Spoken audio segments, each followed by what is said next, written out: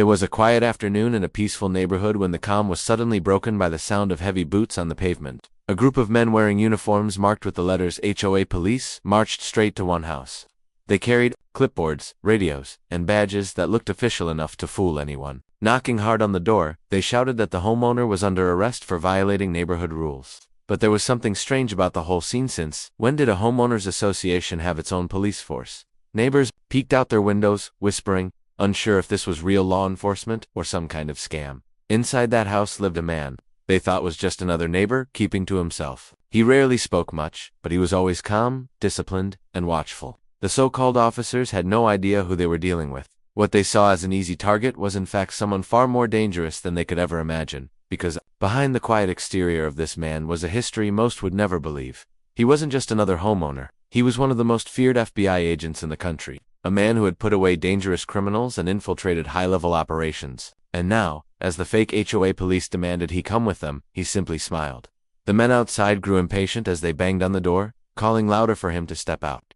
Neighbors recorded on their phones, convinced this was some unusual police action. What no one realized was that these so-called HOA police weren't from any real agency. Their uniforms were cheaply made, their badges unregistered, and their entire operation was built on intimidation. They had been targeting homeowners, especially those they thought were isolated, hoping to scare them into paying fake fines or handing over personal information. To most people, it looked convincing, but to a trained eye, the flaws were obvious. Inside, the man remained calm, almost too calm. He had seen scams like this before, though never this bold. Years ago, he had worked undercover, infiltrating groups that posed as law enforcement to trick communities. His memory flashed back to dangerous nights where a single wrong move could have cost lives. He knew their type: desperate, reckless, and unaware of who they were provoking.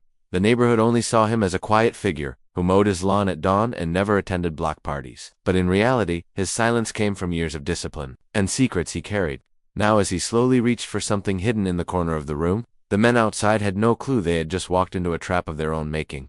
The leader of the fake HOA police signaled for two men to move around back, convinced they could corner their target. They spoke in low voices, but the agent inside could hear every word through years of sharpened instincts. He noted their sloppy communication, the way they relied on fear rather than skill. To him, they weren't professionals, they were amateurs playing a dangerous game. Still, amateurs with a plan could be unpredictable, and that made them just as dangerous. From across the street, a teenage neighbor filmed the entire scene, whispering updates into his phone for social media.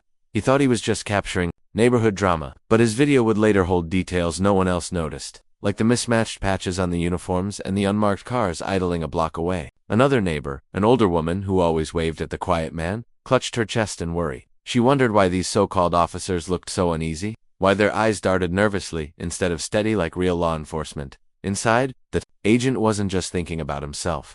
He thought about the families on this block, the children riding bikes just an hour earlier. If these imposters got desperate, anyone nearby could be caught in the chaos. He had to control the situation, without exposing who he really was. His cover had protected him for years. But tonight, with the pounding on his door growing louder, that cover was hanging by a thread. The sound of glass rattling filled the air as one of the fake HOA officers tried forcing a back window open. The agent stayed motionless in the dark, his breathing steady, his eyes fixed on the shadow creeping across his kitchen floor. Every muscle in his body was calm, but his mind calculated every possible move. He had been in countless standoffs before, but this one was different. These men had no clue they were walking into the home of someone trained to outthink and outmaneuver entire crime syndicates. Outside, the leader barked orders, his voice rising with frustration. "He's stalling. Get him out now." The neighborhood had grown tense, with people whispering on porches, unsure if this was even legal. Some began calling the real police, but no sirens were near yet. Time was running out, and the imposters knew it. The agent glanced at a framed photo on the wall, his late partner from an undercover mission years ago. That mission had ended in betrayal, and tonight carried the same weight of danger. He clenched his jaw, promising himself he wouldn't let history repeat. Then came the sharp crash of the back door giving way. Heavy boots stormed inside, echoing through the hall. The fake officers thought they had the upper hand, but what waited for them in the shadows was far more than they could ever prepare for. The moment of collision was coming, and the entire neighborhood unknowingly held its breath. The intruders rushed through the hallway, their flashlights cutting through the dark, but the house felt too quiet. One of them muttered nervously that it seemed like the homeowner had vanished. Then, just as they stepped into the living room, the glow of a red dot appeared on the leader's chest. He froze, his breath catching. None of them realized that while they had been circling the house, the man they came for had already moved into position. watching every step, but before he could make his next move, something unexpected happened. A black SUV rolled slowly down the street and stopped at the corner. Its windows were tinted, and the engine stayed running. The imposters exchanged uneasy glances.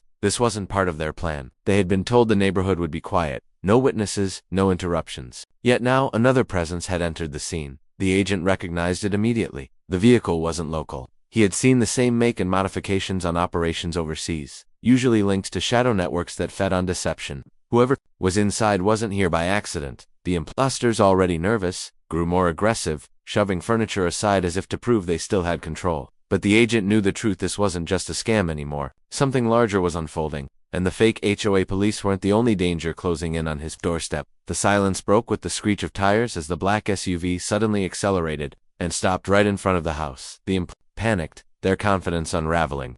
One of them shouted for the others to hurry, but before they could react, the front door swung open. Standing in the doorway was the man they thought was their victim, steady, and holding a badge that glinted under the porch light. His voice was firm, controlled, and carried the weight of authority as he announced exactly who he was. The imposters froze, realizing too late that they had just cornered one of the most feared FBI agents alive. In seconds, he disarmed the nearest intruder and turned their own confusion against them. The others stumbled backward, caught between the badge and the SUV outside, but then, the real shock came. From the SUV stepped a man in a tailored suit, clapping slowly as if he had been waiting for this moment. He wasn't one of the imposters, he was their handler. The so-called HOA police were only pawns in a much bigger game. And this was never about fake fines or intimidation. The agent locked eyes with him, instantly recognizing a face from a classified file he thought was long closed. The neighborhood thought the danger was over, but in truth, the real enemy had just revealed himself.